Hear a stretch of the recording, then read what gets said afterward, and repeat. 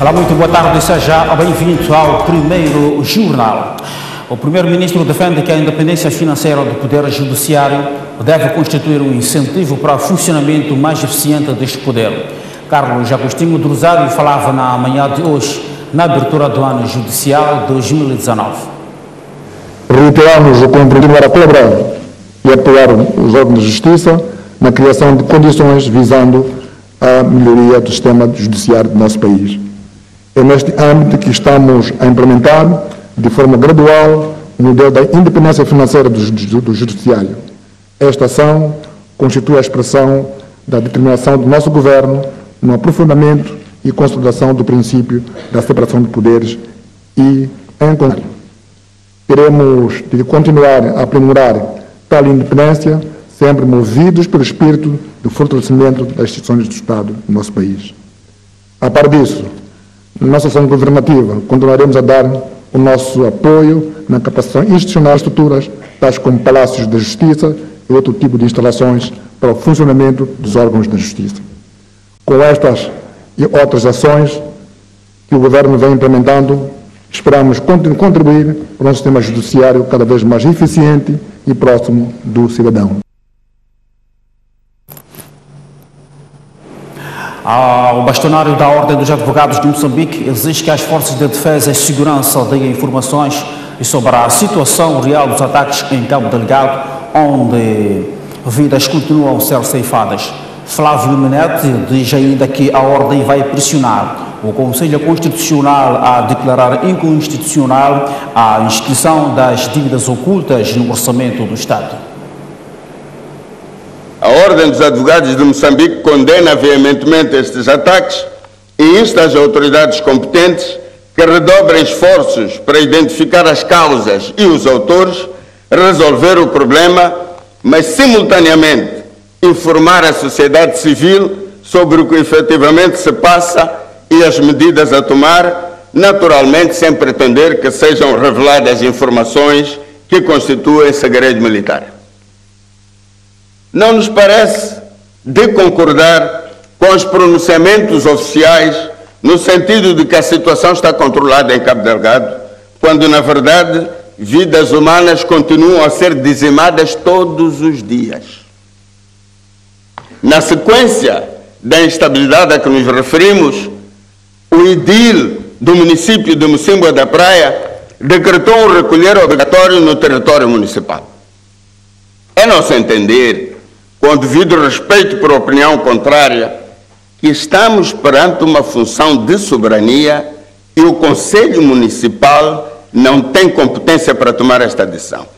É o que, aliás, resulta do disposto na alineado número 2 do artigo 270 da Constituição da República, que elenca as funções de soberania entre os limites à descentralização e matérias da exclusiva competência dos órgãos centrais do Estado. Não pode um edil restringir direitos e liberdades dos cidadãos. Estranho é que o comandante-geral da Polícia defenda esta ilegalidade.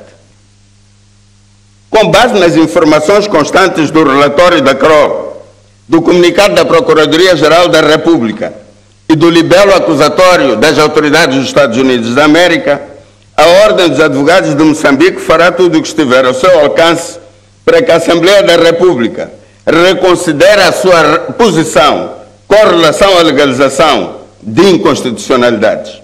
A Ordem dos Advogados de Moçambique encetará diligências no exterior com o objetivo de explorar a possibilidade dos moçambicanos não serem obrigados a pagar dívidas de origem criminosa, vulgarmente denominadas dívidas odiosas. A Ordem dos Advogados de Moçambique espera que o Conselho Constitucional se pronuncie com relação à petição que lhe foi submetida por um grupo de cidadãos, requerendo a declaração de inconstitucionalidade da resolução da Assembleia da República que inscreveu no Orçamento do Estado as dívidas odiosas. Relativamente ao processo no 1/PGR/2015, a Ordem dos Advogados de Moçambique entende que a Procuradoria-Geral da República é analogia ao que tem vindo a fazer com relação a outros casos de vulga os nomes dos demais artigos arguidos neste processo em número 17, pelo menos tomando em conta o comunicado que foi por ela emitido. Presidente do Tribunal Supremo e a Procuradora-Geral da República defende que os magistrados se dotem de instrumentos mais atualizados para poder lidar com o novo figurino do crime organizado. A Beatriz Buchilho não falou diretamente das dívidas ocultas, mas defendeu que é urgente que o Estado crie uma lei de recuperação de capitais ilegalmente adquiridos. As populações da província de Cabo Delgado, que têm sido vítimas de ações macabras e criminosas de indivíduos, cujas motivações estão por determinar em sede de julgamento nos processos judiciais em curso, manifestamos a nossa fraternidade e determinação para o esclarecimento e consequente responsabilização dos indivíduos. Somos chamados a mobilizar capacidades que garantam a realização dos nossos interesses enquanto nação soberana. Este desidrato requer a comunhão de objetivos na perspectiva de garantir que o Judiciário realize o seu munus no que concerne à responsabilização dos que enverdarem pela violação das nossas leis e à recuperação de ativos ilegalmente adquiridos ou desviados. É imprescindível e urgente a aprovação de uma política criminal, da Lei da Cooperação Jurídica e Judiciária, criação de gabinetes de recuperação e gestão de ativos e a ratificação ou adesão a alguns instrumentos jurídicos internacionais relevantes nesta matéria. Não nos devemos acomodar dos métodos artesanais de investigação, de gestão processual e de julgamentos. Há que investir seriamente na justiça, por ser um dos principais pilares do Estado de Direito e importante instrumento para o alcance do bem-estar. Há que inovar e investir na criação de condições materiais e humanas para uma adequada investigação. É fundamental e até urgente que a justiça caminhe rapidamente para a era digital, adotando ferramentas tecnológicas que permitam controlar o tempo de tramitação dos processos, corrigir anomalias em tempo útil e responsabilizar aqueles cuja atuação não se enquadre na visão de um sistema judicial acessível, independente, íntegro, célere e de qualidade. A Procuradoria Provincial de Nampula denuncia o elevado número de prisões ilegais por parte da polícia e diz que essa situação cria custos ao Estado, com a sobrelotação das prisões. Por outro lado, o Ministério Público alerta para a maior atenção do Judiciário no combate aos crimes de terrorismo contra o Estado. A abertura do ano judicial na província de Nampula foi marcada pela crítica feita pelo procurador-chefe em relação à atuação da polícia. Segundo o magistrado do Ministério Público, os agentes da lei e ordem têm agido de forma ilegal em muitas detenções, o que não só constitui crime, como também acarreta custos para o Estado. Preocupa-nos o elevado número de processos com indivíduos presos, que nos leva a refletir sobre as prisões efetuadas. Da reflexão feita, constatamos que grande parte das prisões são ilegais, efetuadas fora de flagrante delito e sem autorização da entidade competente. Pois não só estamos perante uma violação da lei e dos direitos humanos, como também este facto tem constituído encargo financeiro para o Estado, que se vê na obrigação de canalizar recursos financeiros para prover a alimentação dos estabelecimentos penitenciários. Como magistratura do Ministério Público, devemos continuar a desencadear, em coordenação com a Polícia da República de Moçambique, ações preventivas com vista a reduzirmos situações de prisões ilegais, como também desencadear procedimentos criminais contra os responsáveis destas prisões. Como fiscais garantem a legalidade, não devemos contribuir para que os tribunais validem e mantenham prisões legais, como temos vindo a assistir durante o primeiro interrogatório do arbítrio.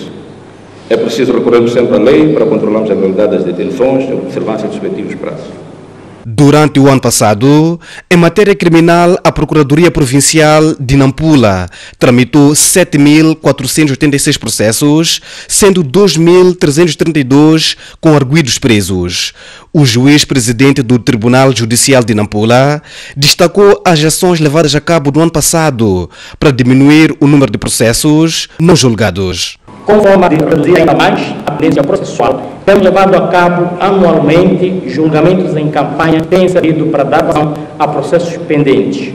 Com este tipo de ações, no ano de 2018, numa ação organizada pelo IPAS, coordenada pela Direção Nacional de Justiça e patrocinada pela DANIDA, foi planificado o julgamento de 179 processos, com um total de 260 réus, mas foram apenas julgados 159 processos, com 207 réus, o que correspondeu a uma execução em 88,83% do planificado.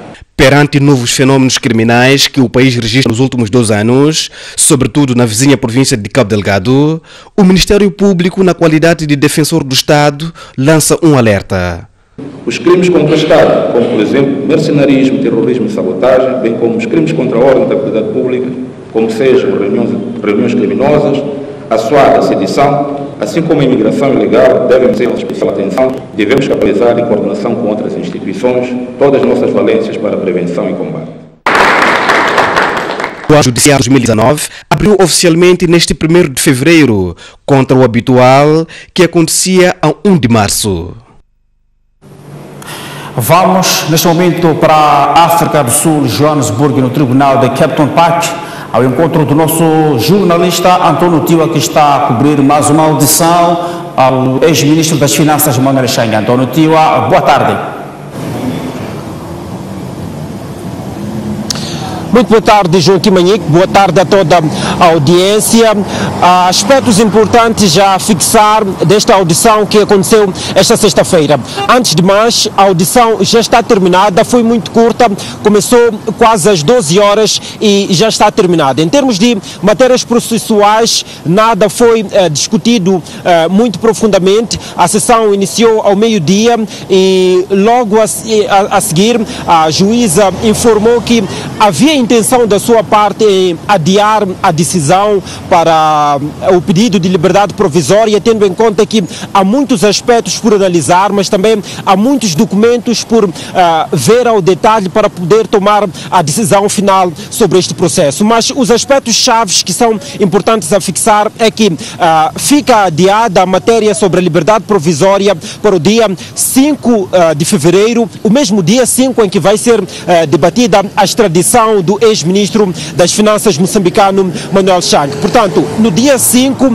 logo às primeiras horas, às 9 horas, estar-se-á no Tribunal 31 do Tribunal de Capton Park para falar sobre os aspectos que faltavam, portanto, por concluir por parte dos advogados de Manuel Chang sobre o pedido de liberdade provisória. Depois disso, vai-se transferir o caso para uma outra sala no mesmo tribunal em que vai se debater sobre o pedido de extradição dos Estados Unidos da América. Portanto, serão 2 matérias no mesmo dia em salas diferentes. Quanto à decisão sobre a liberdade provisória, a decisão da juíza fica marcada para o dia 15 de fevereiro. Esta é a data que a juíza Sagra Subroyan pediu às partes para que pudesse decidir sobre esta matéria.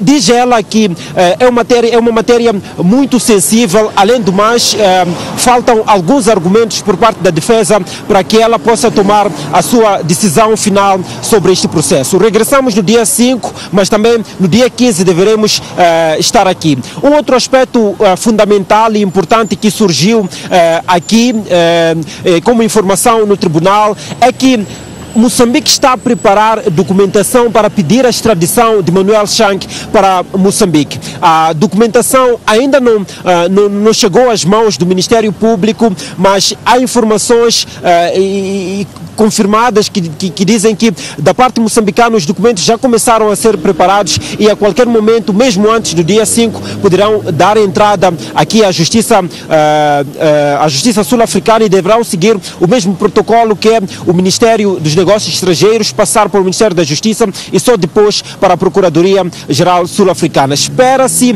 que existam já agora 2 pedidos de extradição a ser analisados pela Justiça Sul-Africana e recordar que primeiro Moçambique fez um pedido de transferência e só agora que está a preparar o pedido de extradição. São essas as novidades que podemos trazer a partir de Capton Park em Joanesburgo.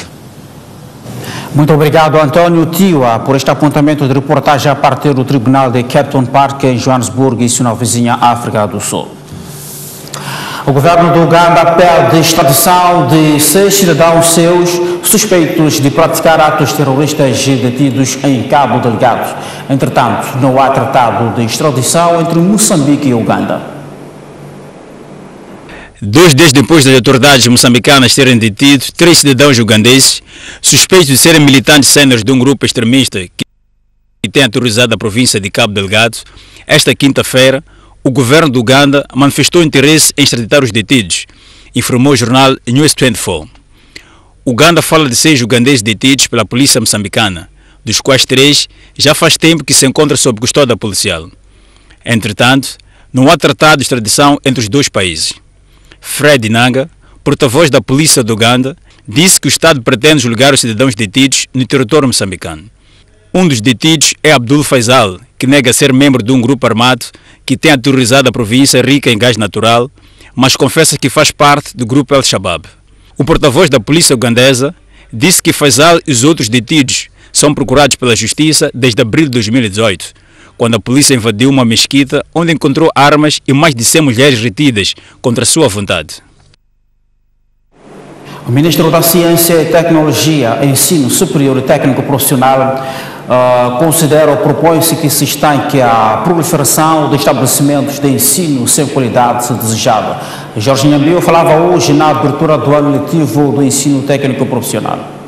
Membros do Governo e do Conselho Consultivo do Ministério da Ciência e Tecnologia, Ensino Superior e Técnico Profissional, quadros da Autoridade Nacional do Ensino Profissional, professores, alunos encarregados de educação, juntaram-se na manhã desta sexta-feira no Instituto Comercial de Maputo, na cerimônia que marca a abertura do ano letivo do Ensino Técnico Profissional. O evento foi dirigido pelo Ministro do Ensino Profissional, Jorge Nhambio, que garantiu que nenhuma instituição de educação profissional vai funcionar sem que tenha sido acreditada e sem possuir alvará. Pretendemos estancar a proliferação de estabelecimentos de ensino sem a qualidade desejada. Queremos que nos institutos técnicos e centros de formação profissional, sejam públicos ou privados, a questão da qualidade esteja no topo das prioridades. Não toleraremos a burla ao cidadão. A nossa aposta é na promoção de uma educação profissional relevante e de qualidade. A apresentação do Sistema Eletrônico de Gestão de Informação da Educação Profissional, do portal da Autoridade Nacional de Educação Profissional, do novo Certificado de Educação Profissional, do Certificado de Acreditação das Instituições de Educação e do Alvará das Instituições de Educação Profissional são alguns momentos que marcaram a cerimónia. Este documento é emitido pela ANEP depois de concluído o processo de licenciamento e feita a vistoria. Nós observamos durante o processo de vistoria a existência de condições didáticas para a implementação de determinada qualificação. Na cerimônia, foi feita inclusive a entrega simbólica do Certificado de Educação Profissional aos estudantes graduados e dos certificados de acreditação de educação profissional e respectivo alvará às instituições de educação profissional. Além de ter currículos bem elaborados, infraestruturas e equipamentos modernos, as autoridades do ensino técnico profissional vão apostar na formação de gestores e professores. O déficit no plano de conteúdo local da SESOL obriga a criação de um novo plano em parceria com o Governo. A nova parceria terá a duração de 5 anos e vai permitir que se atinjam os objetivos das empresas locais e da multinacional. Nos últimos anos, a petroquímica sul-africana, a SESOL, trabalhava em função do seu plano de conteúdo local, pensando naquilo que as petrolíferas e as pequenas e médias empresas precisavam, mas difíceis. Por exemplo, na área da pesquisa e desenvolvimento, levaram a pensar no novo plano e desta vez o mesmo está sendo criado em parceria com o Governo. Sim, havia algum déficit em relação a algumas linhas principais de atuação. Por exemplo, neste novo plano, nós incluímos a componente de pesquisa e desenvolvimento, que não fazia parte do plano inicial.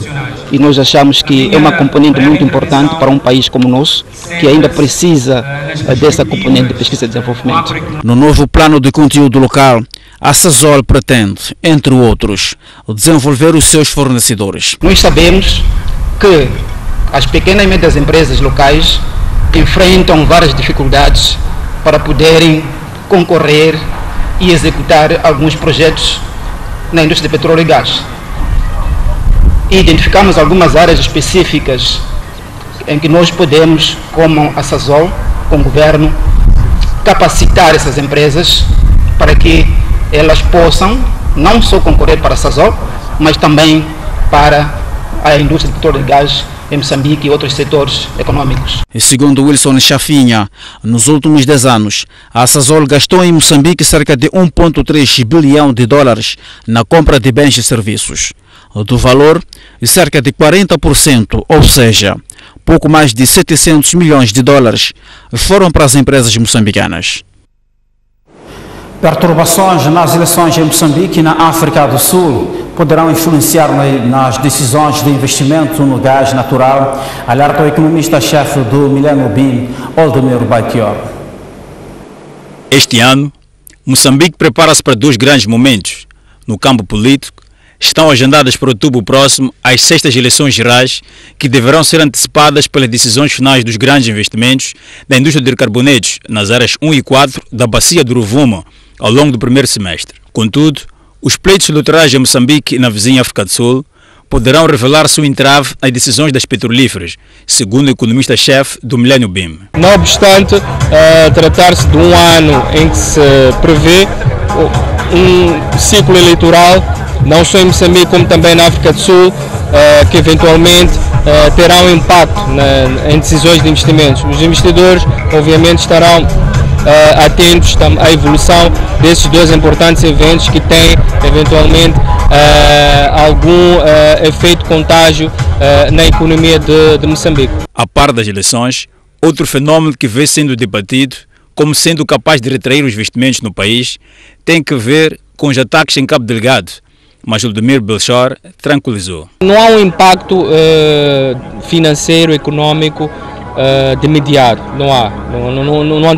Não vemos que de facto esses eventos relacionados com algumas perturbações ou uma agitação de índole militar nessas zonas possa perturbar ou influenciar negativamente as decisões e as decisões de investimento e também o desenvolvimento desses projetos estruturantes. Eu penso que essas multinacionais como a Exxon, a Anararco, a Eni, todas as outras também estão envolvidas nesses grandes consórcios de exploração do gás na zona norte do país, avançaram, mesmo com concorrência desses eventos, avançaram. O economista falava num contexto de um evento denominado Back to Business, realizado em Maputo, no qual defendeu também existirem sinais positivos de progresso no país, quer na ótica de gestão de finanças públicas, assim como na componente da consolidação fiscal.